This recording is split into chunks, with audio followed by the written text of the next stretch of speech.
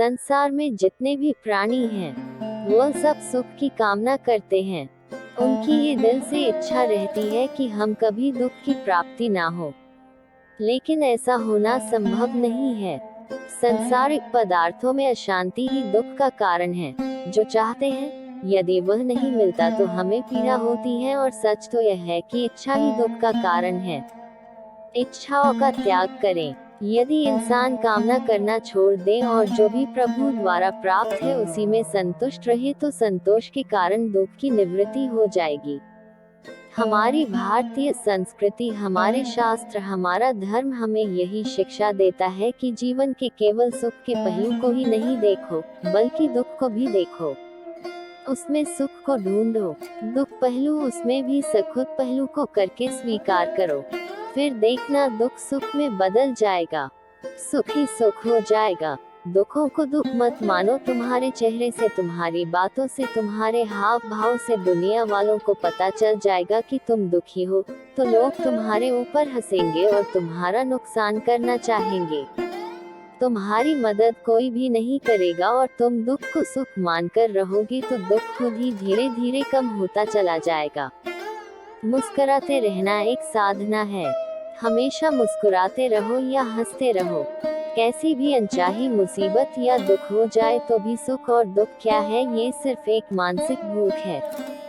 हमारी सोच का एक रास्ता है, ये सोच हम खुद ही बदल सकते हैं। दुख को भी सुख करके मानो तो सभी दुख सुख में बदल जाएगा। इतिहास का सबसे बड़ा संदेश। हमारे इतिहास के महान गुरु गोविंद सिंह, जिन्होंने अपनी आंखों के सामने 4 बेटों को मरते हुए देखा है, फिर भी वह कभी निराश नहीं हुए। ये दुनिया के लिए का बहुत ही बड़ा संदेश है। वह दुनिया से भले ही समय से पहले चले गए थे, पर उनका जब तक संसार रहेगा उसके बेटों का नाम अमर रहेगा। सुख और दुख यथार्थ रूप में हमारे जीवन गति के 2 पहिए हैं। ये संभव ही नहीं हमेशा सुख ही सुख मिले और दुखी की कल्पना ही ना हो। दुख का गहरा मित्र है असंतोष, और असंतोष का दुश्मन है संतोष। संतोष को पकड़ना सीखो। हर बात में संतोष करोगे तो उसे असंतोष भाग भी जाएगा, और असंतोष भागेगा तो दुखों को भी साथ में ले जाएगा। पीछे बचेगा सिर्फ सुख ही सुख। सुख हमें जितना मिलता जाएगा, हमारी इच्छाएं सुख पाने की बढ़ती ही जाएगी, और इन इच्छाओं का कोई अंत नहीं है। इच्छाएं का त्याग करें, अपनी इच्छाओं को कम कर दो, सुख ही सुख मिल जाएगा। दुर्भाग्य से इंसान इच्छा तो बढ़ाता ही जाता है, बदले में उसको दुख ही बढ़ते जाते हैं। भगवान के घर न अपना सुख है न अपना दुख है, पर भगवान भक्तों के दुख से भी दुखी हो जाता है और भक्तों के सुख में भी सुखी होते हैं। दुख, संकट, विपत्ति तो आपको भगवान के और करीब कर देती है, पर लोग समझ नहीं पाते। पर सच कहूँ तो दुख बड़ा प्यारा होता है, क्योंकि जहाँ दुख आया वहाँ सब साथ छोड़ जाते हैं, और जब सब साथ छोड़ जाते हैं तब पता चलता है तुम्हारा सच्चा मित्र कौन है। और ऐसी स्थिति में आप जान पाते हैं मित्र शिवा गिरधर के और ना है कोई और ना ही कोई हो सकता। दैत के समय क्या करें। जीवन में बहुत दुख आने पर हमें ऐसे में क्या करना चाहिए। ऐसे समय में हमें अपनी सब समस्या सिर्फ भगवान को समर्पण कर देनी चाहिए, क्योंकि भगवान अगर हमें कोई भी दुख मिल रहा है, वो हमारे कर्मों के अनुसार हमें मिल रहे हैं।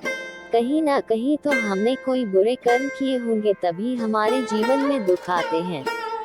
ये भी एक कड़वी सच्चाई है।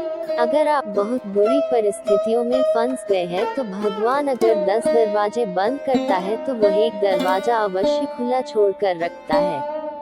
बस उसके ऊपर विश्वास बनाकर रखें, क्योंकि सारी दुनिया साथ छोड़ सकती है, पर भगवान नहीं। वह अदृश्य शक्ति इतना धनवान है जो हमारी सोच से भी परे है। फिर वह हमारे लिए क्या नहीं कर सकता। वह तो कुछ भी कर सकता है। बस दुख आने पर अपने आप को शांत बनाए रखें और उस अदृश्य शक्ति पर विश्वास रखें। इन दोनों परिस्थितियों में अपने आप को काबू में रखना इंसान का सबसे बड़ा संयम है। कई बार लोग अचानक से कोई धन या पद, मान, प्रतिष्ठा पाने पर कुछ ज्यादा ही उछल जाते हैं। उनको लगता है शायद धरती पर मैं कोई खास इंसान हूँ, जो मुझे ये सब मान सम्मान में मिला है। वह भूल जाते हैं कि यह जो मान प्रतिष्ठा अगर मिली है तो इसको संभाल कर रखना ही आपकी सबसे बड़ी प्रतिष्ठा है, ना कि दिखावा करना। ऐसे समय में अपनी भावनाओं को काबू में रखना चाहिए, क्योंकि हो सकता है किसी की बुरी नजर आपको बुरी तरह बर्बाद कर सकती है। ये भी कड़वा सच है, अगर किसी की दुआ में ताकत है तो बद्दुआ भी लग सकती है। अगर दिखावा करना भी है तो भगवान के आगे करिए, उसका धन्यवाद करिए कि हे भगवान, आपने जो कुछ भी दिया है मुझे वह आपकी कृपा से मिला है। मेरी कोई औकात नहीं थी यह सब कुछ प्राप्त करने की, क्योंकि इंसान अगर मेहनत करता ये जरूरी नहीं वह उसको सब कुछ मिल जाए। मेरा तो यहाँ तक मानना है कि मेहनत तो सारा दिन रिक्शा वाला भी करता है, पर उसे हासिल तो कुछ नहीं होता। कुछ लोग कुछ मिलने पर अपने आप को ये साबित करने में लग जाते हैं ये सब तो मेरी मेहनत का फल है। भाई जरा सड़कों पर काम करने वाले और रिक्शा वाले को भी याद करो कि मेहनत वो लोग भी करते हैं, पर उनको कुछ ज्यादा हासिल नहीं होता। इसलिए अपनी सफलता न इतराओ, हमेशा भगवान को याद रखो, उसको धन्यवाद देते रहे कि हे भगवान, जो भी मुझे मिला था आपकी कृपा से मिला है। मेरी कोई औकात नहीं थी।